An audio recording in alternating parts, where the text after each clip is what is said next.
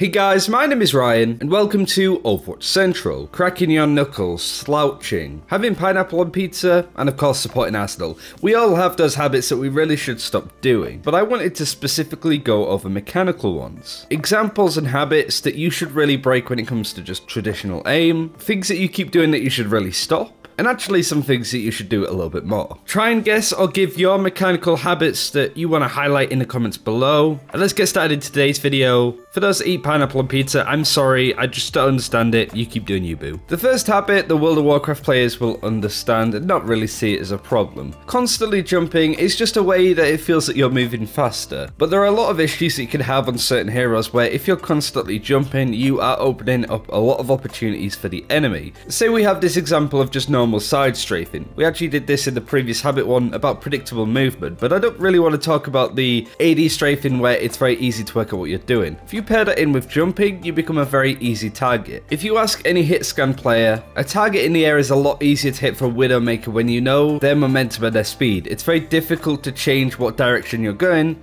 when you're in the air. So if you've got somebody constantly jumping, they're very easy to follow in comparison to just keeping your feet on the ground and trying to make that unpredictable movement work. Not only that, you have the examples of heroes like Reinhardt or Brigitte. Constantly jumping means that the bottom of your shield is open, and if you're playing Reinhardt and the enemy Reinhardt spots that you're just constantly jumping, because you'll be up in the air by the time he slams it down. This is a habit that I suffer from constantly, and I'm honestly thinking of just pulling the spacebar off my keyboard at this rate, and it really is a habit that you could just do without using. So keybind your jump ability to F10 if that helps, who knows? But just try and avoid doing it if you can. Now we'll go over another mechanical one that I feel a lot of players suffer from, and it actually takes us outside of the game. We'll talk about sensitivity in a second, but I feel one of the habits that people kind of just ignore or just don't know about is resetting your mouse. Sorry console players, this doesn't really apply to you, this one, but I have to take us out of game to show you. Are you one of those players that's happy with your sensitivity but it always feels that you're running out of mouse space? Well, that's because you're not actually resetting your mouse. Let's say for example you're turning 180 degrees and you suddenly need to lock onto a target. The issue there is your mouse isn't sort of in its center, meaning that any moves past that point are just going to be somewhat awkward because you're just a little bit too far to the left or to the right. So resetting your mouse is a really important aspect that you need to nail down, but it can be really difficult because it can sometimes feel awkward. If you do a big stroke to the left or to the right with your mouse, you need to make sure that you're putting yourself back in the middle when you can. This tip is more paying attention to your physical body. When it comes to resetting your mouse, the pressure and attention in your shoulder, basically look after yourself physically a little bit more and try to be more ergonomic. But resetting your mouse is really important. Next up is something that you should actually be doing more. Our friend Jane, who is a streamer and analyst and coach I suppose, will thank us for bringing this up. And it's more of the case of not knowing the knowledge on the enemy team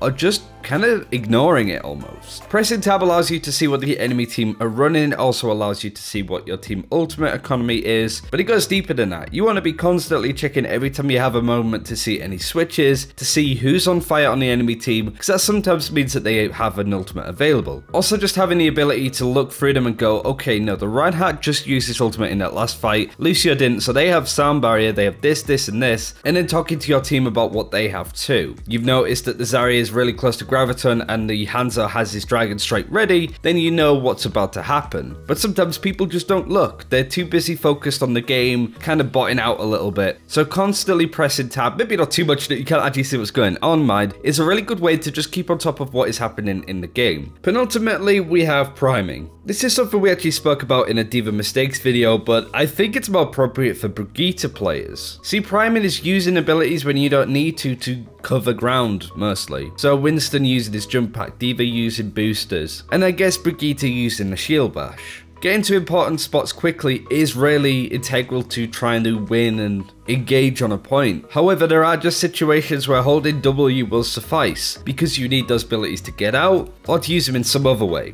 I seem to see like a bad habit from Brigitte players using the shield bash to get closer to their target and then trying to shield bash them once they're there. But most importantly, the enemy see you use those abilities. So they know that Winston just used jump pack or D.Va used boosters or Brigitte used shield bash, and they can play around that. If a Winston jumps into your backline, all you need to do is get the rest of your team to focus him down down. He can't go anywhere unless he has his ultimate, but that's again something that you need to keep track of with Tab. As a player that's using those abilities, don't just use them to cover ground, especially when you just don't need to. And finally, we get onto our last mechanical habit, which is constantly changing your sensitivity. Finding the perfect sensitivity with your mouse is important in the game, but there's just a lot of cases where you're constantly throwing yourself off with your mechanical skill. You should definitely experiment with your aim as much as possible, but it's more of a case of this. Let's say that you have 8 sensitivity in game because your mouse movement is frantic and you've accepted that your sensitivity is way too high. What you sometimes see from players, what they do is they slowly increment it back down from 8 sensitivity to 7 to 6 to 5.5 to 5.25 to 5 to 4.